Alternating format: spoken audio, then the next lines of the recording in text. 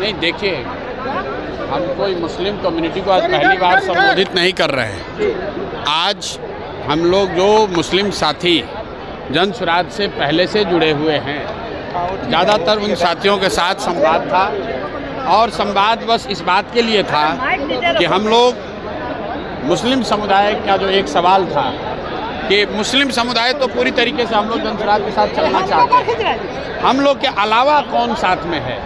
तो आज इसी बात के लिए बैठक थी कि जाकर हम मुस्लिम समुदाय को ये बताएं कि आप आइए और देखिए कि बिहार बदलाव की इस यात्रा में कैसे हर समुदाय के लोग, हर वर्ग के लोग बड़ी तादाद में जन स्वराज के साथ जुड़ रहे हैं, जुड़ गए हैं, संकल्प ले लिया है। अब आप जो पहले से जुड़े हुए हैं, आप कहीं पीछे ना रह जाए, इसके लिए आज उनसे संवाद किया गया और आपने जो लोगों का कहना था वो आपने सामने सुना। एम/भाई समीकरण को आप लोग नुकसान करने के हम लोग एक ही समीकरण मानते हैं, वो समीकरण है विचारधारा आधारित समीकरण, कि जो लोग भी भाजपा से विचारधारा के आधार पर लड़ रहे हैं उनका समीकरण होना चाहिए। और इस देश में आधे से ज़्यादा हिंदू विचारधारा के आधार पर भाजपा के साथ नहीं हैं, भाजपा से इत्तेफाक नहीं रखते हैं। तो जन स्वराज का फॉर्मूला एम/वाई सब फॉर्मूला नहीं है।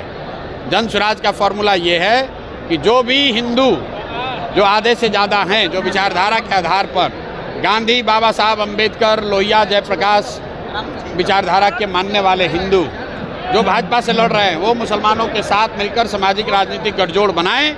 और अगर ऐसा होगा तो हम लोग एम/वाई की संख्या है 30, लेकिन जो समीकरण जन स्वराज का है उसमें संख्या होगी 60, भाजपा हो जाएगा 40 और हम लोग इनको बुरी तरह हराएंगे। वोटर एडिशन को लेकर के राहुल गांधी कल से बिहार के सत्ता में रहेंगे सर। लोकतंत्र है, सबको अपना प्रयास करने का अधिकार है। हम 3 बरस से पैदल चल रहे हैं, वैसे उनको भी अधिकार है, वो भी अपना जाकर प्रयास कर सकते हैं, उसमें दिक्कत क्या है।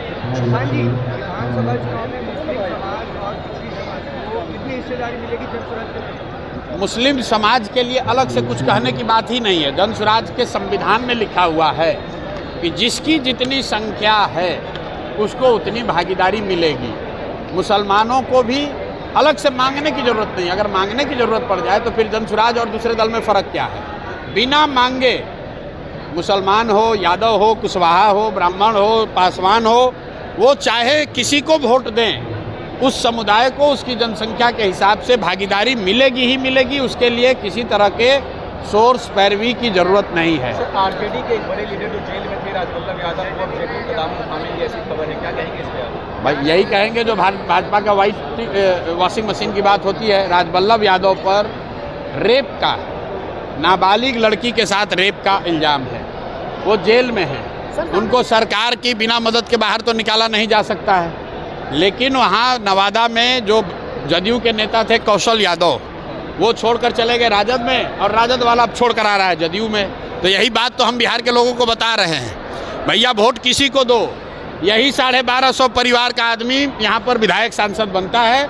और इस बार बिहार के युवा ने, बिहार के लोगों ने तय कर लिया है कि इन 1200 लोगों से हम लोग का निपटारा करेंगे। वो किसी सिंबल, किसी दल से आएँ।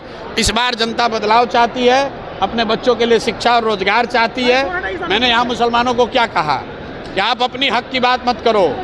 गांधीवाद ये है कि जब मुसलमानों की सुरक्षा की चिंता हिंदू करे और हिंदुओं की भलाई की चिंता मुसलमान करे, ये गांधी सिखाते हैं। मुसलमानों को अगर अपनी सुरक्षा के लिए बात करनी पड़े तो फिर राजद और जन स्वराज में फ़र्क क्या है। आपको अपना हक मांगने के लिए यहाँ आवाज़ नहीं उठानी है। आपको कोई समाज में हक किसी का न मारा जाए, इसके लिए आवाज़ उठानी है।